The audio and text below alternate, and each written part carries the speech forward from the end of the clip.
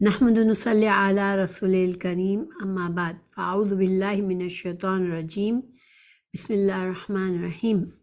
آج ہمارا سبق روزوں کے بارے میں ہے۔ روزہ اسلام کے 5 فرائض میں سے ایک فرض ہے۔ سورہ البقرہ کی آیت نمبر 183 میں یا ایھا الذین آمنوا کتب علیکم الصیام کما کتب علی الذین من قبلکم لعلکم تتقون۔ یہ ہے اللہ سبحانہ تعالیٰ نے یہ وجہ بتائی ہمیں کیوں روزے رکھنے ہیں۔ اللہ تعالیٰ نے اسی آیت میں بتایا کہ اے لوگو جو ایمان لائے ہو، تم پر روزے فرض کر دیے گئے ہیں جس طرح تم سے پہلے انبیاء کے پیروں پر بھی فرض کیے گئے تھے، اور اس سے توقع کیا ہے کہ تم میں تقویٰ کی صفت پیدا ہوگی۔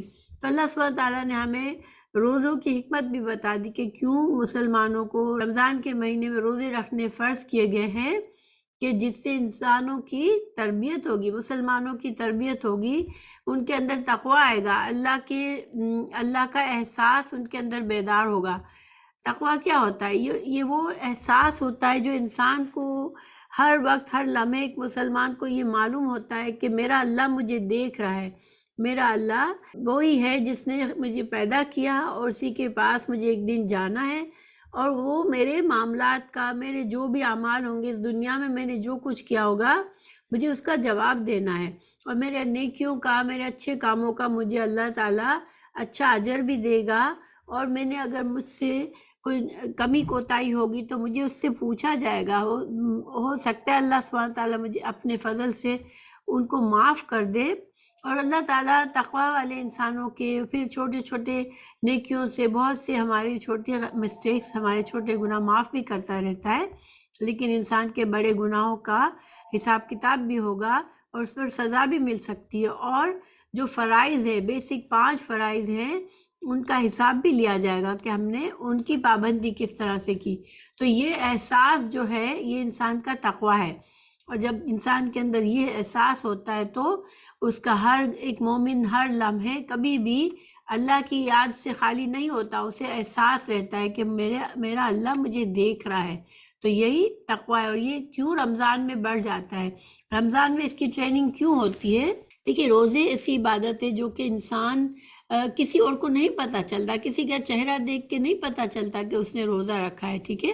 وہ اس کا اور اللہ کے درمیان کا معاملہ ہوتا ہے کہ انسان اکیلا بھی ہے، اگر اس نے روزہ رکھا ہے تو اسے احساس ہوتا ہے کہ میں نے اللہ کی خاطر بہت سی حلال چیزوں سے اپنے اوپر اس روزے کے دوران ان کو میں نے حرام کیا ہوا ہے، میں ان سے رکا ہوا ہوں۔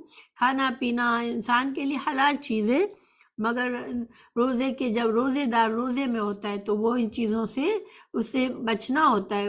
اسی طرح جو بھی روزے کی پابندیاں ہیں وہ انسان اپنے اس کا اور اس کے اللہ کے درمیان کا معاملہ ہوتا ہے، کسی اور کو نہیں پتہ ہوتا۔ اس وجہ سے انسان کے اندر تقویٰ پیدا ہوتا ہے۔ ظاہری بات ہے انسان جب اللہ کے ڈر سے، اللہ کے خوش کرنے کے لیے، اللہ کا حکم ماننے کے لیے ان حلال چیزوں کو چھوڑ دیتا ہے روزے کے دوران، جو اسے عام حالات میں اس کے لیے حلال ہے، تو پھر ظاہری بات ہے کہ جو گناہ جو کہ ہر وقت حرام ہوتے ہیں، انسان پر گناہ کرنا منع ہے انسان مسلمانوں کو، تو پھر انسان اگر ایک مہینہ اس طرح سے گزارے گا کہ اپنی خواہشات پر اس طرح، اپنی خواہشات نفس پر اتنا کنٹرول رکھے گا کہ اپنے کھانے پینے کی خواہش، اپنی نفسانی خواہش پر اتنا قابو رکھے گا، تو پھر اس کے اندر یہ قوت آ جائے گی، یہ اس کے اندر یہ مضبوطی آ جائے گی کہ وہ رمضان کے بعد بھی گناہوں سے بچ سکے گا، اللہ کے ناراضگی کے کاموں سے بچ سکے گا۔ رمضان کے مہینے میں ہر مسلمان کو پورے مہینے کے روزے رکھنے ہیں، اور مسافر اور مریض کو روزانہ رکھنے کی رخصت ہے۔ سورہ بقرہ کی آیت نمبر 185 میں رمضان وہ مہینہ ہے جس میں قرآن نازل کیا گیا، جو انسانوں کے لیے سراسر ہدایت ہے اور ایسی واضح تعلیمات پر مشتمل ہے جو راہ راست دکھانے والی اور حق و باطل کا فرق کھول کر رکھ دینے والی ہے۔ لہٰذا اب سے جو شخص اس مہینے کو پائے، اس کو لازم ہے کہ اس مہینے کے پورے روزے رکھے، اور جو کوئی مریض ہو یا سفر پر ہو تو وہ دوسرے دنوں میں روزوں کی تعداد پوری کرے، تو یعنی کہ مریض اور مسافر کے لیے گناہ نہیں ہے کہ اگر وہ رمضان میں روزہ چھوڑ دیتا ہے اور وہ بعد کے دنوں میں پورا کر لیتا ہے۔ اللہ تمہارے ساتھ نرمی کرنا چاہتا ہے، سختی نہیں کرنا چاہتا، اس لیے یہ طریقہ تمہیں بتایا جا رہا ہے تاکہ تم روزوں کی تعداد پوری کر سکو۔ اور جس ہدایت سے اللہ نے تمہیں سرفراز کیا ہے اس پر اللہ تعالیٰ کی کبریائی کا اظہار و اعتراف کرو اور شکر گزار بنو۔ جب انسان کے اندر تقوی آتا ہے تو اللہ کا شکر گزار بنتا ہے۔ تو ہم مزید اس کے مسائل پڑھتے ہیں۔ روزہ اسلام کے بنیادی فرائض میں سے ہے، اس کی حدیث میں ہمیں کہاں دلیل ملتی ہے؟ حضرت عبداللہ بن عمر رضی اللہ عنہ کہتے ہیں کہ رسول اللہ صلی اللہ علیہ وسلم نے فرمایا، اسلام کی بنیاد 5 چیزوں پر ہے: کلمہ شہادت، اشہد ان لا الہ الا اللہ وان محمد رسول اللہ، نمبر 2 نماز قائم کرنا، نمبر 3 زکوٰۃ ادا کرنا، نمبر 4 حج، اور نمبر 5 رمضان کے روزے رکھنا۔ یہ بخاری کی حدیث ہے۔ اب روزے کی فضیلت کیا ہے؟ ہمیں روزے کی فضیلت کے بارے میں بے شمار جگہوں سے ہمیں پتہ چلتا ہے، قرآن اور حدیث میں ہم اس میں سے کچھ کو جانتے ہیں کہ رمضان المبارک کے شروع ہوتے ہی جنت کے دروازے کھول دیے جاتے ہیں اور جہنم کے دروازے بند کر دیے جاتے ہیں۔ حضرت ابو ہریرہ رضی اللہ عنہ سے نے روایت کیا ہے کہ رسول اللہ صلی اللہ علیہ وسلم نے فرمایا، جب رمضان آتا ہے تو آسمان کے دروازے کھول دیے جاتے ہیں، جہنم کے دروازے بند کر دیے جاتے ہیں اور شیاطین قید کر دیے جاتے ہیں۔ اسے بخاری اور مسلم نے روایت کیا ہے۔ رمضان میں عمرہ کا ثواب حج کے برابر ملتا ہے، یہ حدیث ہے، تو یہ صحیح مسلم کی حدیث ہے۔ میں نے اختصار کے لیے یہاں پر حدیث نہیں پڑھ رہی ہوں۔ اچھا، پھر روزہ قیامت کے دن روزہ دار کی سفارش کرے گا، یہ احمد اور طبرانی کی حدیث سے ہمیں پتہ چلتا ہے، یہ صحیح حدیث ہے اس کی بھی۔ پھر روزے کا اجر و ثواب بے حساب ہے۔ حضرت ابو ہریرہ رضی اللہ عنہ کہتے ہیں کہ رسول اللہ صلی اللہ علیہ وسلم نے فرمایا، اللہ عز و جل فرماتا ہے کہ ابن آدم کا ہر عمل اس کے لیے ہے سوائے روزے کے، روزہ میرے لیے ہے اور میں ہی اس کی جزا دوں گا، اور روزہ آگ سے ڈھال ہے، لہذا جس روز تم میں سے کسی کا روزہ ہو اس روز وہ فحش گوئی نہ کرے اور بیہودہ کلامی نہ کرے، اور اگر کوئی دوسرا اس سے گالی گلوچ کرے یا لڑائی کرے تو روزہ دار کو صرف اتنا کہنا ہے کہ میں روزے دار ہوں۔ اس ذات کی قسم جس کے ہاتھ میں محمد صلی اللہ علیہ وسلم کی جان ہے، روزے دار کے منہ کی خوشبو قیامت کے دن اللہ تعالیٰ کو مشک کی خوشبو سے بھی زیادہ پسندیدہ ہوگی۔ روزہ دار کے لیے 2 خوشیاں ہیں جن سے وہ فرحت حاصل کرے گا۔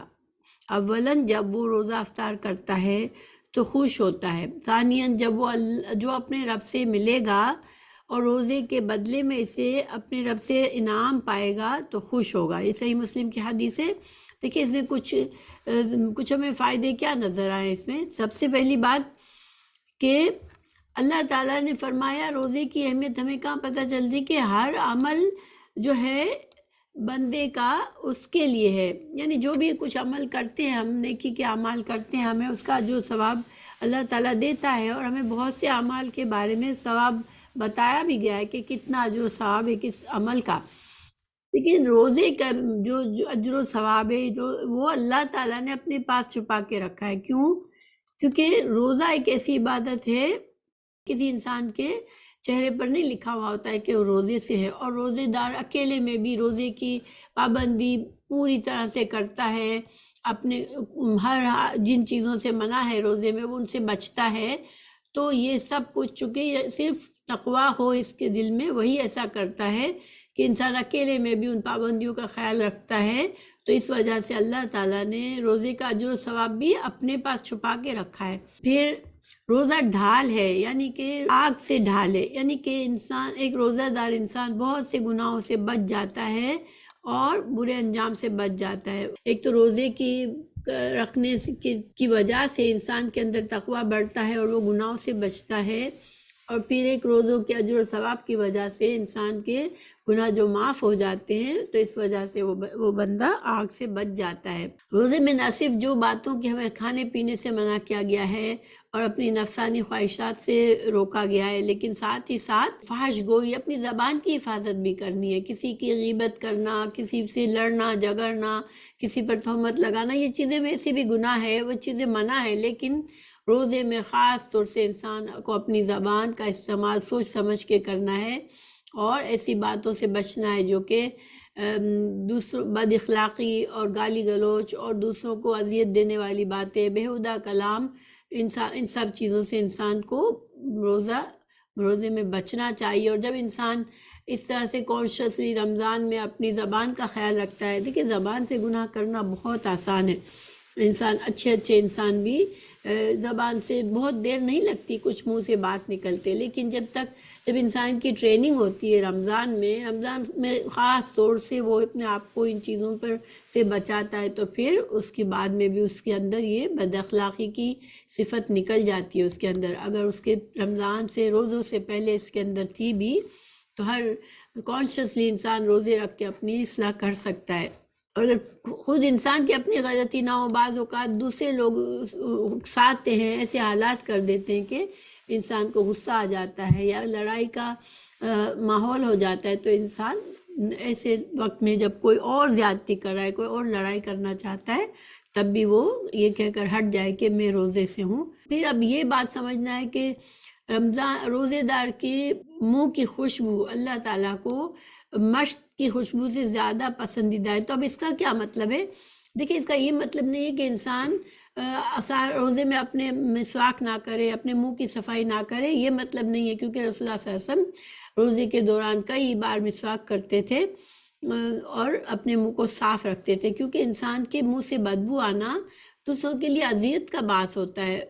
ایک مسلمان کو ہمیشہ ان چیزوں کا خیال ہوتا ہے کہ میرے منہ کی بدبو سے کسی کو اذیت نہ پہنچے۔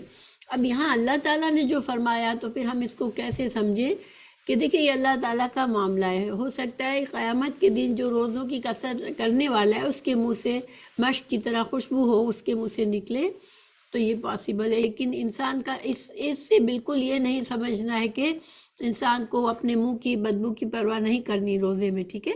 یہ چیز ایک مومن کے لیے اچھی نہیں ہے۔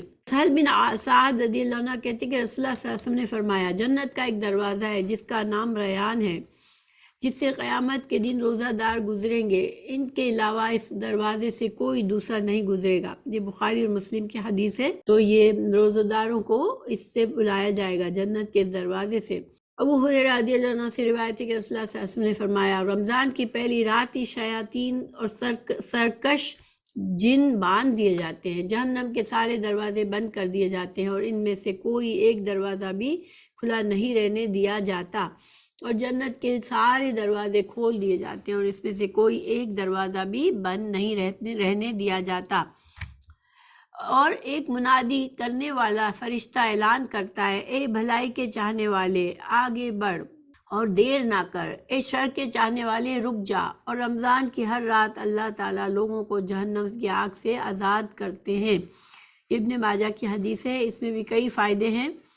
دیکھیں جنت کے دروازے کھلے ہونا اور جہنم کے دروازے بند ہونا، واللہ عالم، ہم اس کو اس طرح سمجھ سکتے ہیں کہ رمضان میں اللہ تعالیٰ چونکہ شیاطین بڑے سرکش شیاطین کو باندھ دیا جاتا ہے، تو پھر انسان کے لیے نیکی کرنا آسان ہو جاتا ہے، اور اس کا تجربہ جو بھی باقاعدگی سے روزہ رکھتے ہیں ان کو ہوتا ہے کہ رمضان میں وہ اتنا زیادہ اپنے آپ کو عبادات میں تھکا سکتے ہیں، حالانکہ روزہ ہوتا ہے، بھوکے ہوتے ہیں سارے دن کے، لیکن ایک ہمت ہوتی ہے، خوشی ہوتی ہے، اور انسان بڑھ بڑھ کے نیکی کے کام کرتا ہے۔ تو یہ اللہ تعالیٰ کی طرف سے رمضان کے اندر یہ آسانیاں ہے کہ ہمیں ہمارا نفس نہیں اکساتا، سستی نہیں دلاتا، اور شیطان ہم کو وسوسے کر کے ہمیں نیکیوں سے نہیں روکتا اور ہمارے لیے آسان ہو جاتا ہے۔ یہی مطلب ہو سکتا ہے، ایک مطلب ہو سکتا ہے واللہ عالم کہ جنت میں جانا آسان ہے۔ آج رمضان میں انسان کے لیے جنت میں جانے والے کام کرنا آسان ہے، چونکہ تو وہ انسان جہنم کے راستے سے ہٹ کر جنت کے راستے کی طرف آتا ہے۔ دیکھیں انسان اپنے ہر زندگی کے ہر لمحہ کوئی نہ کوئی عمل کر رہا ہوتا ہے، تو اپنے اعمال سے یا تو انسان جہنم کی طرف بڑھ رہا ہوتا ہے یا جنت کی طرف۔ تو جب جہنم کے دروازے بند ہیں اور جنت کے سارے دروازے کھلے ہیں تو، اور پھر ایک منادی ہمیں پکار بھی رہا ہے، تو یہ ساری چیزیں ہمارے لیے ہماری مدد کرتی ہیں کہ ہم آسانی سے رمضان میں زیادہ سے زیادہ خیر اور بھلائی کے کام کر لیتے ہیں۔ روزوں کے علاوہ انسان قرآن پڑھتا ہے، نفلی نمازیں پڑھتا ہے، قیام اللیل کرتا ہے، دعائیں کثرت سے کرتا ہے، پلس صدقہ خیرات کرتا ہے، تو بہت سے نیکی کے کام ایک ساتھ جمع ہو جاتے ہیں رمضان کے مہینے میں، تو اس لیے انسان کے لیے جنت پہ راستے پہ چلنا آسان ہو جاتا ہے۔ رمضان میں صیام اور قیام کرنے والا قیامت کے دن صدیقین شہداء کے ساتھ ہوگا۔ سبحان اللہ، اللہ تعالیٰ ہمیں ان میں شامل کرے۔ رمضان کی برکتوں سے محروم رہنے والا بے نصیب ہے۔ دیکھیں اس کے لیے ایک حدیث ہے، حدیث تھوڑی لمبی ہے مگر جو حصہ اس میں ہے اس سے تعلق ہے وہ میں آپ کو بتاتی ہوں کہ یہ حاکم کی حدیث ہے۔ رسول اللہ صلی اللہ علیہ وسلم نے فرمایا، جناب جبریل علیہ السلام میرے پاس آئے اور کہا، اس آدمی کے لیے ہلاکت ہے جس آدمی نے رمضان کا مہینہ پایا اور اپنے گناہوں کی بخشش و معافی حاصل نہ کر سکا۔ اس کے جواب میں نے آمین کہا۔ دیکھیں یہ اب کتنی بڑی بدنصیبی ہے کہ جس بندے کے لیے فرشتے، آپ کو پتہ ہے فرشتے ہمارے لیے دعائیں خیر کرتے رہتے ہیں، لیکن رمضان کے مہینے میں روزے نہ رکھنا استطاعت ہوتے ہوئے بھی وہ ایسا ہی ہے کہ انسان حضرت فرشتوں کی، حضرت جبرائیل کی بد دعا کا مستحق ہوتا ہے۔ رسول اللہ صلی اللہ علیہ وسلم نے اس بد دعا پر آمین کہا۔ روزہ خوروں کو عبرتناک انجام، اس کے بہت سی احادیث سے ہمیں پتہ چلتا ہے کہ آپ صلی اللہ علیہ وسلم کو خواب میں دکھایا گیا کہ کس طرح سے جن لوگوں نے استطاعت کے بعد بھی روزے نہیں رکھے ان کو کس طرح سے سزا دی جائے گی جہنم میں۔ پھر رمضان کا مہینہ پانے والے ہر مسلمان پر پورے مہینے روزے فرض ہے۔ مسافر اور مریض کو روزہ نہ رکھنے کی رخصت ہے، لیکن رمضان کے بعد ان دنوں کی قضا ادا کرنی پڑے گی، یعنی اس کو کچھ کفارہ نہیں دینا پڑے گا۔ جو روزہ، دیکھیں روزہ ایسی عبادت ہے اس کا کوئی بدل نہیں ہے۔ انسان اگر بغیر وجہ کے روزہ چھوڑ دیتا ہے رمضان کا تو پھر کتنا بھی وہ کفارہ، اس کا پھر کوئی کفارہ اس کے اس گناہ کو نہیں مٹا سکتا۔ اور لیکن یہ اللہ تعالیٰ کی رحمت ہے کہ اللہ تعالیٰ نے بیماروں کے لیے، مسافروں کے لیے یہ رخصت رکھی ہے کہ وہ رمضان میں روزہ اگر چھوڑ رہے تو دوسرے دنوں میں اس کو پورا کر کے جو ثواب کما لے اور اس ذمہ داری کو پورا کر لے۔ پھر مریض یا مسافر پر روزہ چھوڑنے کا کوئی کفارہ نہیں ہے۔ پھر رمضان کا مہینہ اللہ تعالیٰ کی خصوصی عبادات اور حمد و ثنا کرنے کا مہینہ ہے۔ جس طرح ایک مسلمان رمضان میں راتوں کو جاگتا ہے اور قیام اللیل کرتا ہے، اللہ سے دعائیں کرتا ہے اور عبادت کرتا ہے، وہ عام دنوں میں انسان کے لیے اتنا آسان نہیں ہوتا یہ عبادات کرنا۔ یہ رمضان کی خاص اللہ کی رحمت ہے بندوں پر کہ رمضان میں انسان اس طرح سے عبادات کر سکتا ہے، جس کی نیت ہوتی ہے اس کو توفیق دے دیتا ہے اللہ تعالیٰ۔ رمضان میں کیا چیزیں منع ہیں؟ رمضان المبارک میں رات کے وقت بیوی سے ہم بستری کرنا جائز ہے، لیکن دن کے وقت روزے کی حالت میں یہ کرنا حرام ہے، ٹھیک ہے۔ پھر افطار سے لے کر صبح صادق کے طلوع ہونے تک کا وقت روزے کی پابندی سے مستثنی ہے۔ جب انسان افطار کے بعد روزہ کھول دینے کے بعد جو بھی پابندیاں تھی اس کی روزے کے لیے، کھانے پینے کی یا بیوی کے قریب جانے کی، وہ ساری پابندیاں روزہ افطار کر لینے سے لے کر صبح صادق تک رمضان کے مہینے میں ان پابندیوں سے انسان مستثنی کر دیا جاتا ہے۔ اب وہ پابندیاں نہیں ہیں، وہ کچھ بھی کھا سکتا ہے اور بیوی کے پاس بھی جا سکتا ہے۔ پھر دوران اعتکاف میں رات کے وقت بیوی سے ہم بستری منع ہے۔ دیکھیں دوران اعتکاف، حالانکہ ایک روزہ دار کے لیے بیوی کے پاس جانا رات میں جب روزہ افطار ہو جائے اس سے لے کر صبح صادق تک اجازت ہے، مگر اگر وہ انسان اعتکاف میں بیٹھا ہے تو پھر یہ اس کی ممانعت ہے، دن ہو یا چاہے رات ہو، اس بات کی ممانعت ہے۔ سفر میں روزہ رکھنا اور چھوڑنا دونوں درست ہے۔ حضرت عائشہ سے روایت ہے کہ حمزہ بن عمر اسلمی رضی اللہ عنہ نے نبی کریم صلی اللہ علیہ وسلم سے پوچھا، کیا میں سفر میں روزہ رکھوں؟ اور وہ کثرت سے روزے رکھنے والے تھے۔ نبی کریم صلی اللہ علیہ وسلم نے فرمایا، اگر چاہے تو رکھ، چاہے تو نہ رکھ۔ یہ بخاری اور مسلم کی حدیث ہے، یعنی کہ انسان کو رخصت تو دی اللہ نے کہ رمضان کے روزے سفر میں بعد میں قضا کر لے، اس وقت چھوڑ دے، مگر اگر سفر آسان ہے اور انسان کو توفیق ہے انسان کو ہمت ہے رکھنے کی تو رکھ لے، لیکن سفر کا روزہ انسان رمضان میں رکھتا ہے تو اگر وہ اس طرح سے نیت کرے کہ اللہ اگر بہت مشکل ہوا تو وہ توڑ دیتا ہے تو وہ پھر اس کی قضا دے دیتا ہے، اس کا کفارہ نہیں ہوتا۔ یعنی حیض اور نفاس والی عورت روزہ تو چھوڑ دیتی ہے اور بعد میں رمضان کے بعد قضا کرتی ہے، مگر اس کو کوئی کفارہ نہیں دینے کا ہوتا ہے، اور نہ ہی وہ ان دنوں کا کفارہ دے کے روزے کی قضا سے بچ سکتی ہے، ٹھیک ہے، روزے کی قضا اس پر لازم ہوگی۔ دودھ پلانے والی حاملہ عورت کو روزہ نہ رکھنے کی رخصت ہے، بعد میں صرف قضا ہوگی۔ دودھ پلانے والی عورت کا بھی یہی حساب ہے۔ اب دیکھیں دودھ عورت پلاتی ہے بچے کو، اس کے لیے جو میکسیمم وقت ہے شریعت نے دیا ہے وہ 2 سال کی عمر تک ہے، بچے کی 2 سال کی عمر تک عورت پلا سکتی ہے۔ اب اس کا مطلب ہے اس نے اگر وہ اس دوران روزے اس نے نہیں رکھے تو وہ اس گناہگار نہیں ہوتی، لیکن اس کو ان روزوں کی پھر قضا ہی دینی پڑتی۔ حضرت ابو الزناد رحم اللہ کہتے ہیں کہ اور شرعی احکام بسا اوقات رائے کے برعکس ہوتے ہیں، لیکن مسلمانوں پر ان احکام کی پیروی کرنا لازم ہے۔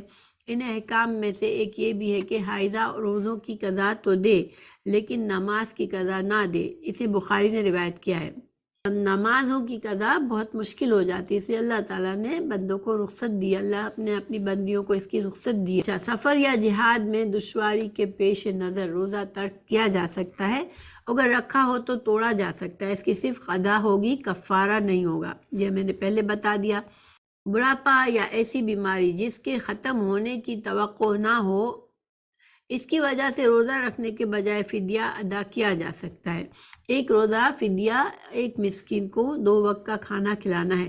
یعنی دیکھیں اگر انسان بیمار ہے رمضان کے دوران، مگر یہ ایسی بیماری ہے کہ وقتی بیماری ہے، انسان کو امید ہے کہ انشاءاللہ وہ ٹھیک ہو جائے گا، تو اب اس میں اگر وہ روزے چھوڑتا ہے تو وہ اس کو فدیہ نہیں ہوتا، ٹھیک ہے، اس کی قضا ہوتی ہے۔ لیکن اگر انسان کو ایسی بیماری ہے، اسے پتہ ہے کہ بس یہ بیماری سے مجھے اب مرتے وقت تک اس بیماری میں ہوں اور مجھے اس سے چھٹکارا نہیں ہے، تو پھر ایسے انسان کے لیے یہ آسانی ہے کہ وہ صرف فدیہ دے دے اور روزے کی قضا نہیں ہوگی۔ تو مطلب یہ ہوا کہ فدیہ جو ہے صرف اسی وقت ہے جب کہ پتہ ہو کہ اب یہ انسان روزے رکھ ہی نہیں سکتا، تو پھر قضا نہیں کر سکے گا، تبھی فدیہ دینا ہے، ٹھیک ہے۔ اور بڑھاپا دیکھیں یہ نہیں کہ انسان بس اب 60 سال کا ہوا تو اب کہے کہ میں اب بوڑھا ہو گیا ہوں تو اب مجھے روزے نہیں رکھنے، ٹھیک ہے، نہیں، یہ نہیں ہوتا اس کا مطلب یہ ہوتا ہے کہ انسان اپنی استطاعت دیکھے۔ بوڑھا انسان بعض اوقات 90 سال کا انسان بھی روزے رکھتا ہے اور وہ رکھ سکتا ہے، بعض اوقات انسان کو 60 سال کا بھی ہے لیکن روزوں سے اس کو اتنا زیادہ ڈی ہائیڈریشن اور دوسری بیماری کے خطرات بڑھ جاتے ہیں کہ وہ نہیں رکھ پاتا، تو انسان اس میں اپنی استطاعت دیکھے اور اس میں نیت کو خالص رکھے کہ اگر میرے اندر استطاعت ہے تو پھر میں روزے رکھوں، ٹھیک ہے، کیونکہ روزہ رکھنے سے جو اجر و ثواب ہے وہ بہت ہی بڑا ہے اور اس سے انسان اپنے آپ کو محروم نہ کرے۔ حضرت عبداللہ بن عباس رضی اللہ عنہ سے روایت ہے کہ بوڑھے آدمی کو روزہ نہ رکھنے کی رخصت دی گئی ہے، لیکن وہ ہر روزے کے بدلے ایک مسکین کو 2 وقت کا کھانا کھلائے گا، یہ کفارہ ہے، مسکین کے لیے 2 وقت کا کھانا، اور اس پر کوئی قضا نہیں ہے۔ اب کیا مسکین کو ہم کس طرح کا کھانا کھلائیں؟ تو جیسا کھانا ہم اپنے گھر میں جو ہمارا اپنا اسٹینڈرڈ ہے کھانے کا، ہم ویسا کھانا کھلائے تو یہ انشاءاللہ ہمارے کفارہ ہو جاتا ہے، اور اسے دارقطنی اور حاکم نے روایت کیا ہے۔ اسے تمام امور جن میں روزے کی رخصت ہے، مثلاً بیماری، سفر، بڑھاپا، جہاد، عورت کے معاملے میں حمل اور رضاعت، دودھ پلانے والی عورت وغیرہ کے ہوتے ہوئے بھی کوئی شوق سے روزہ رکھ لے تو لیکن بعد میں روزہ نبھا نہ سکے تو اسے روزہ توڑ دینا چاہیے، اس صورت میں صرف قضا ہوگی۔ دیکھیں عام حالات میں ایک صحت مند انسان روزہ رکھ کے پھر اس کو دن میں یہ ہوتا ہے کہ وہ روزہ توڑ دیتا ہے، کوئی ریزن کے بغیر توڑ دیتا ہے، یہ ریزنز کہ سفر میں صحیح ہے یا جو بھی یہاں پر بتائی گئی ان صورتوں میں تو اگر انسان رکھ لیتا ہے کہ میں کوشش تو کروں نا روزہ رکھنے کی، تو وہ کر سکتا ہے، اور پھر روزہ لگتا ہے کہ نہیں اب اس کے لیے یہ روزہ واقعی میں ان حالات میں رکھنا مشکل ہو رہا ہے تو وہ توڑ بھی دیتا ہے، تو کوئی قضا نہیں ہے۔ مگر عام حالات میں ایک عام انسان ایسا نہیں کر سکتا کہ جب دل چاہے روزہ توڑ دے۔ فرض روزے کی قضا آئندہ رمضان سے پہلے کسی وقت بھی ادا کی جاتی ہے۔ حضرت عائشہ رضی اللہ عنہ کہتی ہے کہ مجھ پر رمضان کے روزے باقی رہتے اور میں قضا روزے شعبان سے پہلے رکھنے کا موقع نہ پاتی. بخاری اور مسلم کی حدیث ہے.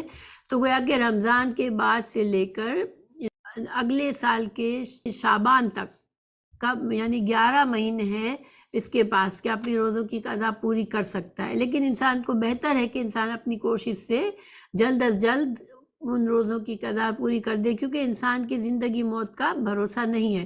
اور یہ روزے جو ہم سے قضا ہوئے ہیں وہ ایک طرح سے قرض ہے ہم پر. اور اگر انسان اس حالت میں مر جاتا ہے تو وارث کو کہا گیا ہے کہ وہ ان روزوں کو پورا کر لے. تو اس وجہ سے انسان کو خواہش ہونی چاہیے کہ جتنے روزے مس ہوئے اس کو جلد از جلد پورے کر لے. فرض روزوں کی قضا متفرق طور پر یا لگاتار دونوں کی طرح جائز ہے. یعنی کہ رمضان ختم ہوا پھر وہ صحت مند انسان ہے، اب سفر میں نہیں ہے، تو لگاتار کر کے بھی اپنے روزے پورے کر لے تو اب بھی جائز ہے. اور ایک روزہ رکھا پھر کچھ دن کے بعد ایک اور رکھا، اس طرح بھی جائز ہے. مرنے والے کی قضا روزے اس کے وارث کو رکھنے چاہیے. پھر حضرت عائشہ رضی اللہ عنہ نے کہا، رسول اللہ صلی اللہ علیہ وسلم نے فرمایا، جو شخص مر جائے اس پر فرض روزے رکھنے باقی ہوں تو اس کا وارث کی طرف سے قضا روزے رکھے. یہ بخاری اور مسلم کی روایت ہے. اب دیکھیں اس کو کیسے سمجھے. ایک انسان اگر روزے رکھتا تھا باقاعدہ اور پھر وہ رمضان میں کچھ بیمار ہوا اور رمضان کے بعد وہ صحت مند بھی ہو گیا، باقی روزے بھی رکھے اس نے، اب وہ روزے اس کے بیچ کے جو کچھ روزے چھوٹ گئے تھے اس کے بعد رمضان اس کی قضا پوری کرنے سے پہلے ہی وہ اس دنیا سے رخصت ہو گیا تو پھر وارث روزے رکھ لے. مگر ایک انسان زندگی میں کہیں رکھتا بھی نہیں تھا، بہت سے روزے اس نے چھوڑ دیے بغیر کوئی بڑی شرعی ریزن کے، تو پھر ایسے میں جو وہ انسان کی غفلت ہے وہ اس کا ذمہ دار ہوگا. لیکن اگر کچھ روزے ہیں تو وارثوں کو چاہیے کہ اپنے وارث جو دنیا سے رخصت ہو گیا اس کے لیے یہ احسان کرے، اس پر صدقہ کرے کہ اپنے ان کے روزے ان کی نیت سے روزے رکھ کے ان کا یہ قرض پورا کر دے. اگر کسی نے بادل کی وجہ سے روزہ قبل از وقت افطار کر لیا لیکن بعد میں یقین ہو گیا کہ سورج غروب نہیں ہوا تھا، اس صورت میں قضا واجب ہوگی. اس طرح سحری کے وقت کھانا کھا لیا اور بعد میں یقین ہو گیا کہ صبح صادق ہو چکی تھی، اس صورت میں بھی قضا واجب ہوگی، کفارہ نہیں ہوگا. اس کا کیا مطلب ہے؟ دیکھیں بعض اوقات ایسا ہوتا ہے کہ اندھیرا ہے، بادل ہے، کہ اس کو یہ شک ہوتا ہے کہ افطار ہو چکی ہے، سورج غروب ہو چکا ہے. وہ 5 منٹ پہلے بھی اس کو الاؤڈ نہیں ہے، کیونکہ روزے کا جو پورا ہونا ہے وہ سورج کے غروب ہونے پر ہوتا ہے. ٹھیک ہے، تو اس لیے اسی طرح سحری میں اب اس کی آنکھ دیر سے کھلی ہے، پتہ چلا ہے کہ صبح صادق ہو چکی ہے، فجر کا وقت آ گیا ہے، لیکن کہے چلو کوئی بات نہیں ابھی تھوڑی دیر ہی ہوئی ہے میں کچھ کھا لوں، تو اس طرح روزہ نہیں ہوتا اور اس کے ایسے روزے کی قضا دینی پڑتی ہے. بھول چک سے کھا پی لینا روزے کو توڑتا نہیں. حضرت ابو ہریرہ رضی اللہ عنہ نبی اکرم صلی اللہ علیہ وسلم سے روایت کرتے ہیں کہ نبی اکرم صلی اللہ علیہ وسلم نے فرمایا، جب کوئی بھول کر کھا پی لے تو اپنا روزہ پورا کرے کیونکہ اسے اللہ نے کھلایا پلایا ہے. یہ بخاری نے روایت کیا ہے. مسواک کرنے سے روزہ مکروہ نہیں ہوتا. حضرت عامر بن ربی سے رضی اللہ عنہ سے روایت ہے کہ میں نے نبی کریم صلی اللہ علیہ وسلم کو روزہ کی حالت میں اتنے مرتبہ مسواک کرتے دیکھا ہے کہ گن نہیں سکتا. یہ بخاری کی حدیث ہے. اچھا، اب دیکھیں مسواک بہترین ہے اور ہمارے سنت سے ثابت ہے، رسول اللہ صلی اللہ علیہ وسلم کی سنت ہے. مسواک اس کا پرپس جو مسواک کا پرپس ہے وہی ٹوتھ پیسٹ کا ہے، تو پھر ہم اس کو بھی استعمال کر سکتے ہیں. روزے میں اپنا منہ فریش رکھنا چاہیے انسان کو. پھر گرمی کی شدت سے روزہ دار سر میں پانی بہا سکتا ہے، اس سے روزہ مکروہ نہیں ہوتا. روزے کی حالت میں مزی خارج ہو یا احتلام ہو جائے تو روزہ ٹوٹتا نہیں ہے، روزہ ٹوٹتا ہے نہ مکروہ ہوتا ہے. لیکن مزی اور منی میں فرق ہے. ٹھیک ہے، منی وہ ہے جو انسان کے جب وہ اپنی بیوی کے ساتھ جنسی عمل کرتا ہے تو وہ منی خارج ہوتی ہے، لیکن مزی جو ہے وہ بعض اوقات ایسے بھی خارج ہوتی ہے. بعض لوگوں کو یہ زیادہ مسئلہ ہوتا ہے، تو مزی خارج ہو جائے یا احتلام، خواب میں کوئی ایسی بات ہو گئی روزے کی حالت میں کہ اس کو کچھ پانی کا اخراج ہوا تو انسان اس کا روزہ اس سے نہیں ٹوٹتا. ٹھیک ہے، حضرت عبداللہ بن عباس رضی اللہ عنہ اور حضرت اکرمہ رضی اللہ عنہ فرماتے ہیں کہ روزہ کسی چیز کے جسم میں داخل ہونے سے ٹوٹتا ہے، جسم سے خارج ہونے سے نہیں ٹوٹتا، اسے بخاری نے روایت کیا ہے۔ تو غیر اختیاری طور پر قے ہو جانے سے بھی روزہ نہیں ٹوٹتا، ہاں البتہ انسان اپنے منہ میں انگلیاں ڈال کے قے کرتا ہے تو روزہ ٹوٹ جاتا ہے۔ سر میں تیل لگانے، کنگھی کرنے یا آنکھوں میں سرما لگانے سے روزہ مکروہ نہیں ہوتا۔ ہنڈیا کا ذائقہ چکھنا، تھوک نگلنا اور مکھی کے حلق میں چلے جانے سے روزہ مکروہ نہیں ہوتا۔ دیکھیے ذائقہ چکھنا جو ہے وہ ایسے کہ زبان پر تھوڑا سا انسان نے لگایا اور دیکھ لیا کہ ذائقہ ٹھیک ہے کھانے کا، تو اور پھر اس کو منہ کو صاف کر لے، اس کو تھوک دے تو انشاءاللہ اسے روزہ نہیں ٹوٹتا، اور اپنا انسان کا اپنا ہی تھوک نکلنے سے بھی روزہ نہیں ٹوٹتا یا نہ مکروہ ہوتا ہے۔ عبداللہ بن مسعود نے فرمایا جب تم میں سے کوئی روزہ دار ہو تو اسے تیل کنگھی کر لینا چاہیے۔ حضرت حسن رضی اللہ عنہ فرماتے ہیں روزہ دار کے لیے ناک میں دوائی ڈال لینے میں کوئی حرج نہیں بشرطے کہ حلق تک نہ پہنچے، نیز روزہ دار سرما لگا سکتا ہے۔ حضرت عطا رحم اللہ نے کہا روزہ دار اپنا تھوک نگل سکتا ہے۔ حضرت حسن بصری نے کہا اگر مکھی روزہ دار کے حلق میں چلی جائے تو کوئی حرج نہیں۔ اگر کسی پر غسل فرض ہو لیکن دیر سے اٹھے تو سحری کھا کر غسل کر سکتا ہے، البتہ کھانے سے پہلے وضو کر لینا چاہیے۔ اس کا کیا مطلب ہے؟ دیکھیں انسان کو جنابت لاحق ہوئی یا کوئی ایسی وجہ ہے جس سے شرعی طور پر اس پر غسل واجب ہے، لیکن جب انسان اٹھا اب اتنا وقت نہیں ہے کہ وہ پہلے غسل کرے پھر سحری کھائے، تو کیا کرے؟ وضو کر کے سحری کھا کر پھر غسل کر لے، ٹھیک ہے، فجر پڑھنے سے پہلے، تو یہ جائز ہے۔ لیکن کھانا کھانے سے پہلے ایسی حالت میں بہتر ہے کہ انسان وضو کر کے پھر کھانا کھائے، ٹھیک ہے، سحری کھانے سے پہلے۔ اچھا، روزے کی حالت میں بیوی کا بوسہ لینا جائز ہے بشرطے کہ جذبات پر قابو ہو۔ اچھا، روزے میں پچھنے لگوانا جائز ہے۔ پچھنے کیا ہوتے ہیں؟ انگلش میں اس کو کپنگ کہتے ہیں اور حجامہ بھی کہتے ہیں۔ تو حجامہ وہ ہوتا ہے جس سے انسان اپنے جسم سے وہ خون نکلواتا ہے جو کہ وہ صاف خون نہیں ہوتا، جس سے انسان کو مختلف قسم کا جسم میں درد وغیرہ رہتے ہیں، تو اس سے پچھنے لگوائے جا سکتے ہیں۔ رسول اللہ صلی اللہ علیہ وسلم کے زمانے میں بھی یہ کیا جاتا تھا، اور آپ صلی اللہ علیہ وسلم سے ثابت ہے کہ آپ نے رمضان میں بھی پچھنے لگوائے تھے۔ اچھا، غیبت کرنا، جھوٹ بولنا، گالی دینا، لڑائی جھگڑا کرنا روزے کی حالت میں بدرجہ اولا ناجائز ہے، یعنی کہ یہ ساری چیزیں ویسے بھی ناجائز کام ہیں اور گناہ کے کام ہیں، لیکن روزہ میں تو بالکل نہیں کرنا، کیونکہ روزے میں انسان کو ویسے بھی بہت سی حلال چیزوں سے بھی رکتا ہے، تو یہ حرام چیزوں سے بے شک رکنا سے لازمی ہے۔ روزے کی حالت میں کلی کرتے وقت ناک میں اس طرح پانی ڈالنا جائز نہیں کہ حلق تک پہنچنے کا خدشہ ہو، کیونکہ وضو کرنے میں انسان ناک میں پانی چڑھاتا ہے، تو روزے میں ذرا دھیان رکھے کہ اس کے حلق تک نہ پہنچ جائے پانی۔ روزے کے دوران جمع کرنے سے روزہ باطل ہو جاتا ہے، اس پر کفارہ بھی ہے اور قضا بھی ہے۔ دیکھیے یہ بہت بڑا گناہ ہے کہ انسان روزے کی حالت میں شوہر اور بیوی جنسی عمل کرے، تو وہ جماع جو ہے اس کا نہ صرف اس کا گناہ کتنا ہے کہ اس پر کفارہ بھی ہے اور اس پر روزے کی قضا بھی ہے، دونوں کام ہیں۔ کفارہ کیا ہے؟ ایک غلام آزاد کرنا ہے، یا 2 ماہ کے مسلسل روزے رکھنا ہے، یا 60 محتاجوں کو کھانا کھلانا ہے۔ یہ سارے کس وقت یہ کفارہ ہے؟ جب انسان روزے کی حالت میں جمع کر لے، اپنی بیوی سے جمع کر لے، تو یہ اس کا یہ کفارہ ہے، اور پھر اس کو روزہ بھی رکھنا پڑے گا۔ روزہ کا کفارہ ایک غلام آزاد کرنا ہے، یا 2 ماہ کے مسلسل روزے رکھنا، یا 60 محتاجوں کا کھانا کھلانا ہے۔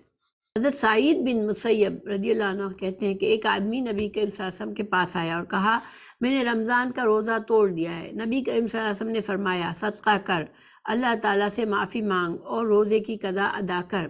اسے ابن ابی شیبہ نے مصنف نے روایت لکھا ہے۔ حیض یا نفاس شروع ہونے سے عورت کا روزہ ٹوٹ جاتا ہے، روزے کی قضا ہے، نماز نہیں ہے۔ اب دیکھیں اگر حیض شروع ہوتا ہے تو چاہے روزہ کھولنے میں صرف 10 منٹ 15 منٹ باقی ہے، تو اب عورت کہے کہ میرا تقریباً پورا روزہ ہو چکا ہے، تو وہ روزہ اس کا ٹوٹ جاتا ہے اسی لمحے جب کہ اس کا حیض شروع ہوتا ہے، اس لیے اس کے اس روزے کی قضائی دینی پڑتی ہے، ٹھیک ہے۔ اور پھر اگر صبح میں ہی روزہ نفاس حیض شروع ہو گیا تو اب عورت کہے کہ میں روزہ پورا کر لیتی ہوں، تو بلا وجہ کا بھوکا رہنا ہے کیونکہ روزہ اس کا ٹوٹ چکا ہے، تو ایسے میں پھر وہ کھائے پیے اور روزے کی قضا بعد میں دے دے۔ فرض روزے کی ہمیں نیت کب کرنی پڑتی ہے؟ صبح صادق سے پہلے، روزہ باندھنے سے پہلے کرنی پڑتی ہے نیت کہ میں آج روزہ رکھ رہا ہوں۔ اور اگر آسانی کا چاہے کے لیے انسان رمضان شروع ہونے سے پہلے نیت کر لے کہ انشاءاللہ میں سارے رمضان کے روزے رکھوں گا، اب کسی وجہ سے بیچ میں کوئی روزہ مس ہو گیا، نہیں رکھ سکا، تو وہ پھر دوبارہ سے اپنی نیت کرے کہ میں انشاءاللہ باقی روزے پورے کروں گا۔ یہ فائدہ کیا ہے؟ اس کا فائدہ کیوں ہے کہ کسی دن رمضان میں انسان کی آنکھ نہیں کھلی، وہ سویا رہ گیا، صبح صادق ہو گئی، سحری بھی مس ہو گئی، تو اب بھی اس کی نیت جو ہے وہ پوری ہو جائے گی کیونکہ اس نے رمضان سے پہلے نیت کر لی تھی پورے مہینے کی۔ تو اگر اس نے پورے مہینے کی نیت نہیں کی ہے تو پھر وہ اس طرح سے فرضی روزہ نہیں ہوتا، ٹھیک ہے؟ فرضی روزے میں صبح صادق سے پہلے انسان کو نیت کرنی پڑتی ہے روزے کی۔ تو یہ فرق ہے نفلی روزے کی نیت میں اور فرض روزے کی نیت میں۔